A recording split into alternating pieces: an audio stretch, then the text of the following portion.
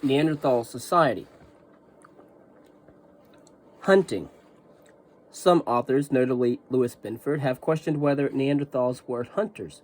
However, the discovery of a series of sites at which archaeological material is associated with a large number of animal carcasses leaves little doubt that Neanderthals were capable of hunting large game.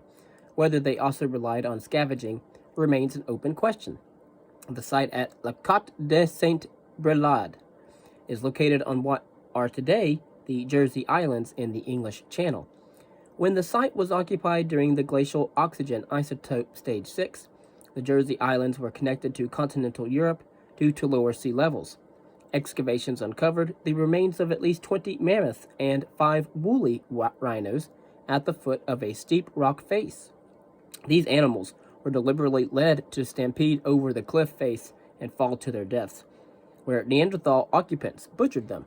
However, the topography above the cliff is very uneven, so there is reason to question the animals found and that they were actually killed in a stampede. Nonetheless, it seems clear that Neanderthals were hunting very large animals at this site. 4 Middle Paleolithic sites in southern France have produced evidence of specialized hunting of bovids, both aurochs and steppe bison. At Moron, a 25 square meter excavation produced a minimum number of individuals, an account of at least 136 bison.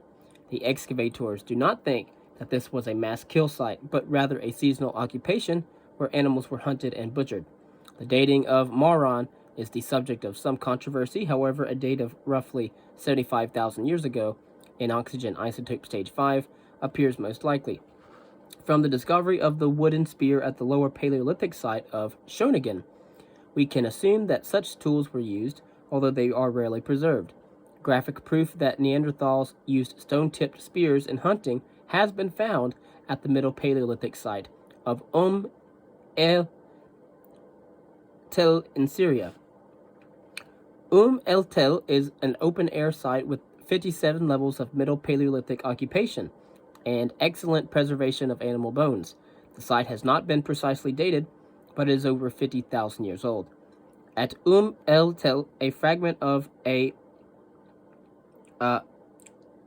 Levallois point was found embedded in the cervical vertebra or neck bone of a wild ass.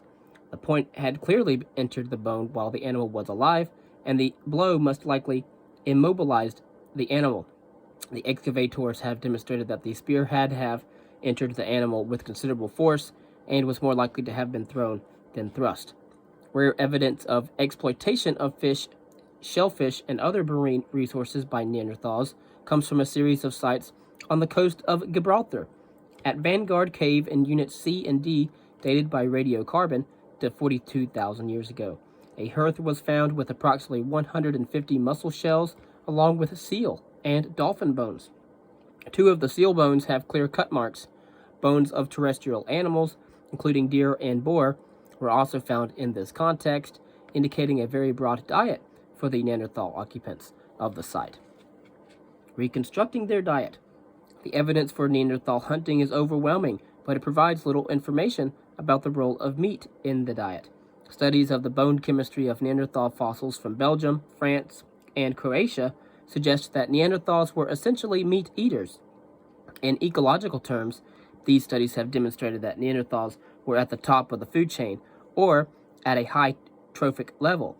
The chemical signature of Neanderthal bones matches that of the predators such as lions and wolves, although some isotope studies suggest that meat made up as much as 97% of the Neanderthal diet. Studies of the calculus adhering to Neanderthal teeth provide evidence for the use of plant food. Dental calculus is a deposit of calcium phosphate that adheres to tooth enamel. We are familiar with calculus as the plaque that is scraped off our teeth on visits to the dentist. As dental calculus forms,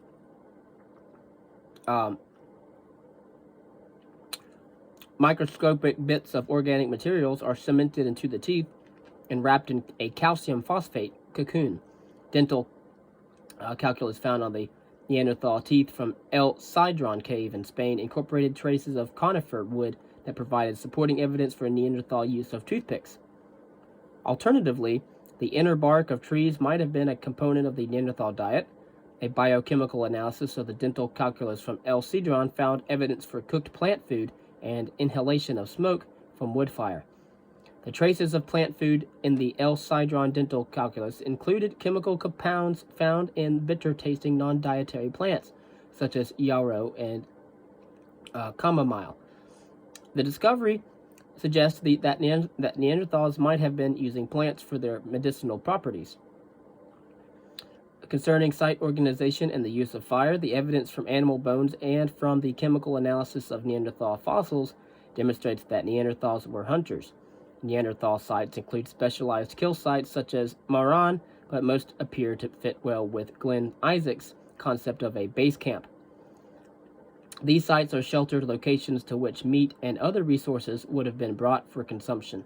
Many of the Neanderthals' base camp sites are located in caves, which serve as excellent depositional contexts with well-preserved archaeological remains.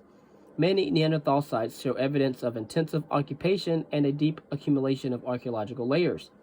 Microscopic analysis of the sediments found in Middle Paleolithic cave sites shows that although some of the fill is made up of sediments blown into the cave, a large portion of the deposits, including charcoal, bone fragments, and fragments of stone tools, are the products of human activities. Although alignments of stones are occasionally reported, evidence for any kind of construction at Neanderthal sites is rare. A possible exception is a circle of large mammoth bones found at the site of Moldova in the Ukraine, a configuration that has been interpreted as the remains of a hut. The careful horizontal excavation of cave sites has begun to show that there is spatial organization to Neanderthal habitations. Kabara Cave in Israel is a Neanderthal cave site dating to approximately 50,000 years ago. The horizontal excavation of the central part of the cave indicates that the main living surface was relatively clean, while the side of the cave bore refuse areas into which bones were tossed. A feature found in the central area appears to have been a pit used for the collection of discarded material. At Brunequel Cave in southern France, archaeologists have made the stunning discovery that 175,000 years ago, Neanderthals built circular structures deep in the cave using stalagmites as building materials. Fires were lit in these structures, but the function of this activity remains unknown. The most significant features found at Kabara Cave were hearths. In horizontal excavation, these hearths were poorly defined, and no stones were used to delimit a fireplace. Vertical excavation of the site produced a section that is stripped black and white. Microscopic analyses of these deposits show that they are the remains of numerous simple fires. The black layers are charcoal, the white layers are ash. Similar evidence of an extensive use of fire is found on most Neanderthal sites. In addition to burnt sediments, burnt flint and bone are very common. Neanderthals were also able to make adhesives by extracting resin from birch bark, a process that would have required careful control of fire. And again, Kabara Cave is a site in Israel where excavations have produced important evidence about the nature of Neanderthal occupation of caves, as well as one of the most complete skeletons of a Neanderthal. Neanderthal base camps were apparently modest encampments that included central living areas with hearths and peripheral areas that were used as dumps. There is no evidence that the hearths were maintained or constructed. One significant complication in the study of Neanderthal cave sites is that the caves were shared, although not at the same time, by Neanderthals, hyenas, and in some cases, cave bears.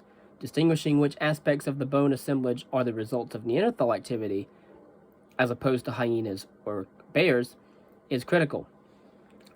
Concerning the treatment of the dead, the discovery of intact Neanderthal skeletons in cave sites rapidly led archaeologists to conclude that Neanderthals buried their dead, in turn leading to speculation that the Neanderthals had a concept of an afterlife. Although in many cases the evidence for Neanderthal burial can be questioned, in a number of instances, it is clear that the corpse was placed into a pit dug into the ground. Particularly clear evidence was found at Kabara Cave, where the outline of the burial pit could be traced stratigraphically. Moreover, if Neanderthals were not burying their dead, it is hard to understand why complete skeletons are recovered with no evidence of disturbance by scavengers. At Kibara Cave, the burial pit is shallow, and there is no evidence of any ritual beyond placing the body in the pit. More extravagant claims, however, have been made about a number of other sites.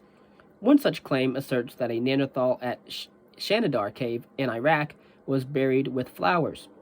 The claim is based on an analysis of pollen recovered from soil collected near the skeleton. However, significant questions remain about the association of the soil with the skeleton and the source of the pollen. One of the few sites to have produced detailed evidence of an object deliberately buried with a Neanderthal is Amud Cave in Israel. At Amud Cave, a Neanderthal infant was found in a natural niche in the side of the cave, together with the upper jaw or the maxilla of a red deer, which considered the possibility that the bone was beside the infant simply by chance. After all, the child was found in a site full of animal bones and stone tools. However, the excavators concluded that such a scenario was undermined by the fact that this maxilla was the only such specimen found on the site, despite the fact that deer bones were common. They thought it an extremely unlikely coincidence that a unique specimen would appear in a clear burial context, and concluded that the maxilla had been placed with the infant deliberately, since there were no other deer bones around in the area. The excavators did not speculate on the meaning of this gesture. On the basis of the evidence from sites such as Kibara Cave and Amud Cave, it appears that Neanderthals did at times bury their dead in small pits, perhaps placing objects in the pits with the deceased. However, such a reverent approach to the dead is not always found on Neanderthal sites. Analyses of the Neanderthal skeletal remains from the sites of Mula, Guernsey, France, and Carpina, Croatia, show clear evidence of cut marks that are likely the result of cannibalism. The Mula Guernsey Neanderthal remains had been treated like all other animal bones. Evidence of butchery includes cut marks from defleshing and percussion marks from smashing the bones in order to obtain marrow.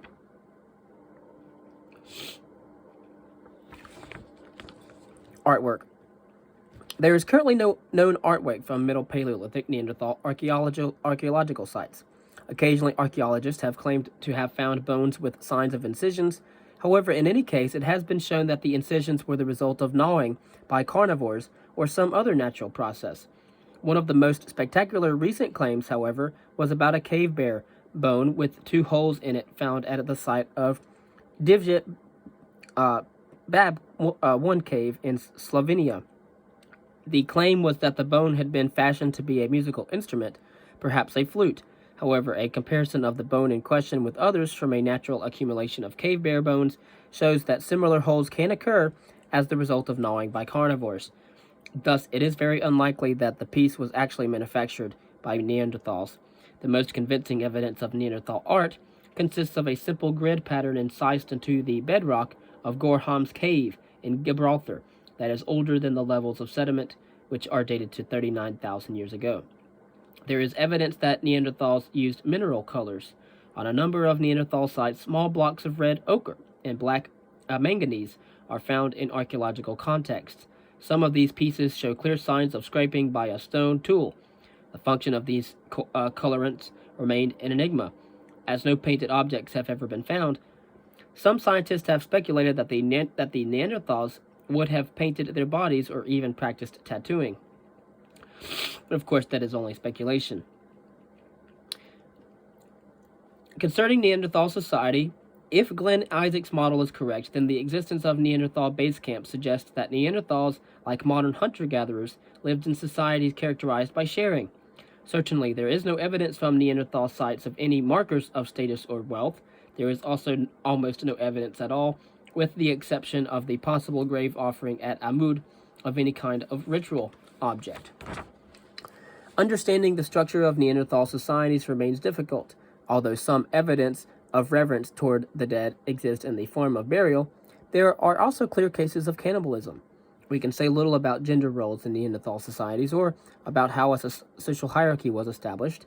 The studies of stone tool manufacture do show that technical knowledge was passed between generations and that there is a persistence through time in local traditions of tool manufacture. Whether this translates into ethnicity is highly questionable. We know of no objects with which Neanderthals could have displayed their group identity. And so whether the colorants found on Neanderthal sites were used for such a purpose is a matter of pure speculation. There is no clear basis for determining Neanderthal group size. However, the overall sense is that given the small size of most sites, the groups occupying them must have been relatively small as well. What is striking is that while many sites are quite small, they show signs of intensive activity. In cave sites, this activity led to the buildup of deep stratigraphic deposits. One possibility is that Neanderthals were far more sedentary than modern human hunter-gatherers. Perhaps the reason the cave sites show such a buildup of sediments is that they were inhabited continuously. Such a pattern of occupation would be in sharp contrast to the high mobility strategies practiced by recent hunter-gatherer groups. Looking at the remains of small animals from the site at Hayonim Cave in Israel, Mary Steiner came up with an ingenious method of exploring Neanderthal group size and mobility.